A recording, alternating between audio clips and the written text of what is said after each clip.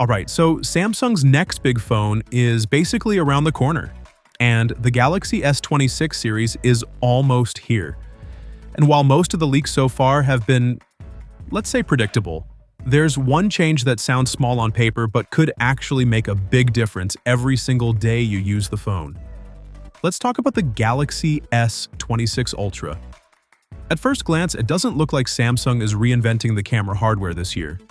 Same main sensor, no crazy new lenses, nothing headline-grabbing. But here's the twist. The S26 Ultra can now shoot 24-megapixel photos as a standard option.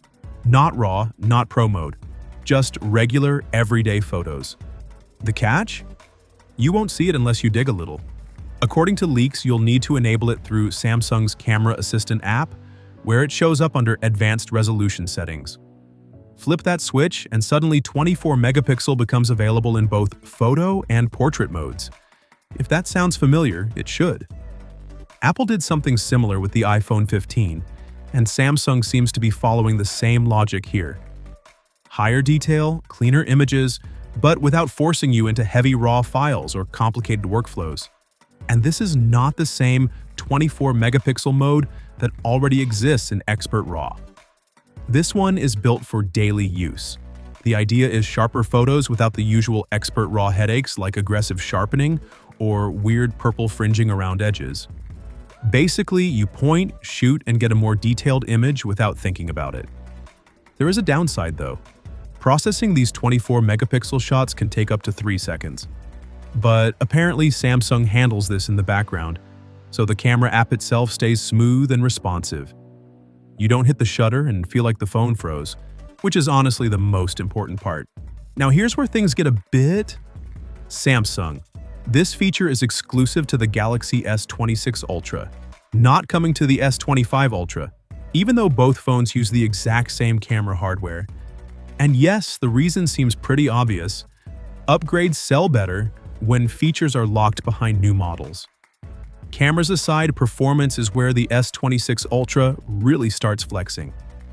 Leaks suggest this thing is noticeably faster than the S25 Ultra, thanks to a custom version of Qualcomm's Snapdragon 8 Elite Gen 5. And surprise, surprise, Snapdragon is still beating Exynos in raw performance.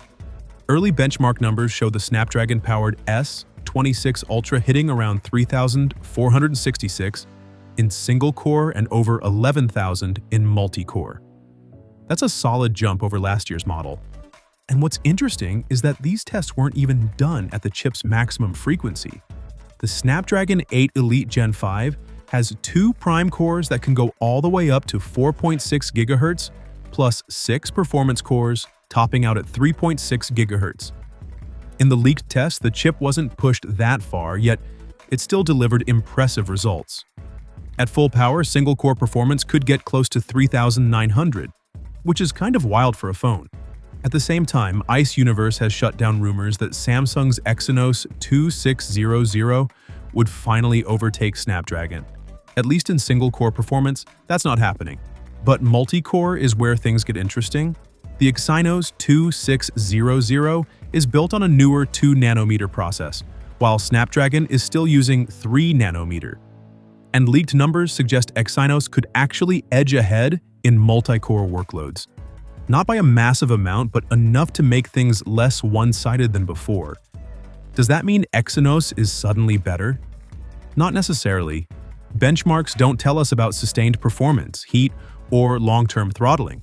And a Snapdragon reference device has already crossed 12,000 points in multi-core, so Qualcomm might still take the overall win. What this really tells us is that the gap is shrinking. No matter which version of the Galaxy S26 Ultra you buy, it's going to be fast. Really fast. And while Snapdragon still has the reputation, Samsung improving Exynos is actually good news for everyone. Using more in-house chips helps Samsung control costs, even if those savings don't magically show up in the final price. And let's be real, prices are probably going up anyway. Still, a more competitive Exynos means fewer compromises depending on where you live. And that's a win.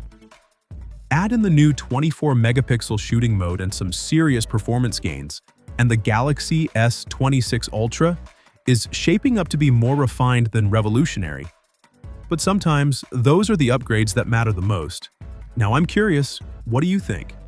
Is the 24-megapixel camera mode actually something you'd use, or does Samsung need to do more to convince you to upgrade? Let me know your thoughts down below, and I'll catch you in the next one.